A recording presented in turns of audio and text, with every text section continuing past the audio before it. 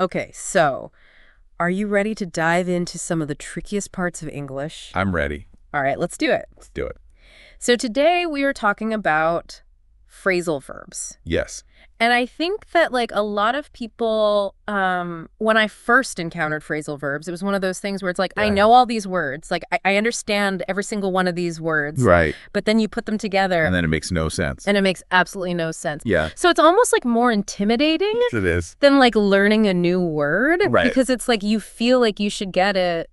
You should. But you don't. It's the worst kind of confusion. Yes, definitely. When you think you're about to understand something, and then you don't. Exactly. That's the worst. So, what is it about phrasal verbs that makes them so tricky? Well, I think it's this, it's the combination of a seemingly simple verb with these little prepositions or adverbs. Okay. Which completely change the meaning of the original verb. Yes, because I'm thinking about the phrasal verb run into. Yeah. I ran into my friend at the store. Right. But I didn't literally run into them. No, you met them unexpectedly. Exactly. Yeah. So it's how am I supposed to know that? Right. And I think it's very much what is there any logic there? it doesn't seem like it. At all. But it's part of, I guess, what makes English Right. interesting and colorful, I guess. Yeah, and I guess it's if you can master that, then you sound Then you sound like a native speaker. more fluent, right? Exactly. Right. Like you really know. Yeah. Your stuff. And it's interesting that you bring up run into, because that's actually a great example of how the source material breaks down phrasal verbs Okay. by their structure. Okay. So you have your base verb, Okay. which is the action word run, Mm-hmm. and then you have one or two particles, and in this case it's just one. It's into. Right. And that can be prepositions Right. or adverbs. Okay. And that little word into completely changes the meaning of the verb run. Completely. Yeah. It's no longer about running a marathon. Exactly. It's something totally different. It's about encountering someone unexpectedly. Right. Exactly. And the source material also talks about these different types of phrasal verbs. Yes, it does. And I think for me, this is always where it gets a little tricky. Yeah. Because it's now we're getting into grammar terminology, and I start to feel like I'm back in school I understand. a little bit. Yeah. So can you walk me through these different types and what makes them so important? Sure. So the source material talks about three main types of phrasal verbs. Okay. You've got intransitive, Okay. you've got separable, and you've got inseparable. Inseparable. Okay. So let's start with intransitive, Okay. because those are actually the easiest, Okay. even though these That's sound very intimidating. like the most intimidating. Yes. Intransitive phrasal verbs are phrasal verbs that don't need an object Okay. to make sense. So they can stand alone. They can stand alone. Okay. So think of phrasal verbs like calm down, Okay. grow up, show up. Right. You don't need anything after those phrasal verbs Okay, that makes sense. for them to have meaning. I can get on board with those. Yeah, you're already using them probably. Probably. Yeah, and not even realizing. And not even realizing Yes, it. that's special or different. That they're phrasal verbs. Right. Yeah. Okay, so what about separable phrasal verbs? Okay, so separable phrasal verbs are interesting Okay. because they give you options. Options. Okay. So with separable phrasal verbs, you have the option of putting the object either between the verb and the particle Okay. or after the particle. So can you give me an example? Yeah, so a good example is turn off. Okay. So you can say turn the lights off Mm-hmm. or turn off the lights. Okay, so it's the lights can go. The object can go. In between or at the end? Exactly. Interesting. Yeah. Okay, and then that brings us to inseparable. Inseparable. Which I'm guessing... No options. You kind of already alluded to it. Yeah. No options. So with inseparable phrasal verbs, Yeah. the verb and the particle have to stick together like glue. They are a united front. They are a united front. No matter what. The object cannot come between them. Okay. So for example, run into. Yes. You can't say, I ran my friend into. No. That just sounds completely wrong. It's ungrammatical. It is. Yeah. You have to say, I ran into my friend. I ran into my friend. Okay, so we've got Three types. intransitive, they stand alone. Yes. Separable, they can be a little flexible. Flexible, yes. And then inseparable. What are we supposed to do with this information? Well, this is just the first step. Right. Like you said, you understand all these words, Mm-hmm. but sometimes putting them together doesn't quite make sense. Right. So now that we kind of understand the mechanics of it, Yeah. we're going to get into the part where we actually start using them. Okay, so what are some concrete strategies that people can use? Yeah, how do you actually use these in your everyday language? Yeah, because I think that's the hardest part. It is. Right? Like, I can look at a list of phrasal verbs Right. and be like, okay, I kind of get it. But then, like, how do I actually use that in a sentence? Right. And how do you make it natural? Exactly. Okay. So that I don't sound like I'm, like, reading it off of a cue card. Exactly. Yeah. Right. So how do we do that? Well, the good news is you're probably already doing a lot of this without realizing it. Really? Yeah. Tell me more. Every time you listen to music or watch a movie or even just like have a conversation Right. with a native English speaker, you're kind of like passively absorbing these phrasal verbs. So my brain is, like, secretly learning them. Exactly. Your brain is like a sponge. Okay. It's soaking it all up. I like that. But to really like take it to that next level, Yeah. we need to shift from that passive absorption to like active learning. Okay, so how do I do that? So it's all about paying attention. Okay. Now that you know what phrasal verbs are, when you see them in a book or hear them in a song, Yeah. don't just gloss over them. Okay. Like really stop and think about them. Okay. Maybe even write them down. Just like really try and focus on like how are they being used? So it's like almost like I'm training my brain Exactly. to, like, recognize them. Yeah. It's like you're becoming a detective for phrasal verbs. I like it. And then once you start to kind of like recognize them more and more, Yeah. it's helpful to have like a system for organizing all this new information. Oh, okay. I like that because I am all about organization. So the source material talks about two main strategies for organizing phrasal verbs. Okay. You can group them by base verb, Okay. or you can group them by theme. Okay. So, like, what does that look like in practice? Okay, so let's say you're grouping by base verb. So we could take the verb look, Okay. and we could think of all the different phrasal verbs that use look. Okay.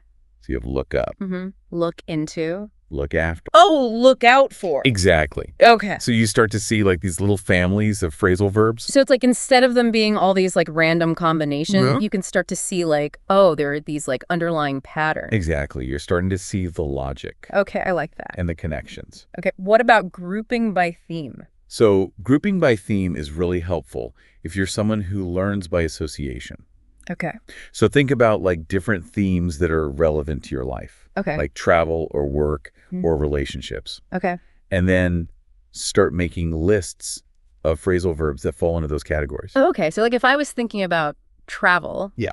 I could have phrasal verbs like get away, Take off. check in. Touch down. Right. And then it's like I'm actually using those phrasal verbs in a context. Yes. That makes sense. It's all about that real world application. Okay, this is good. This is making me feel a lot better Good. about phrasal verbs. Good. I'm glad. But I have to say, like, even when I feel like I understand the different types, Yeah.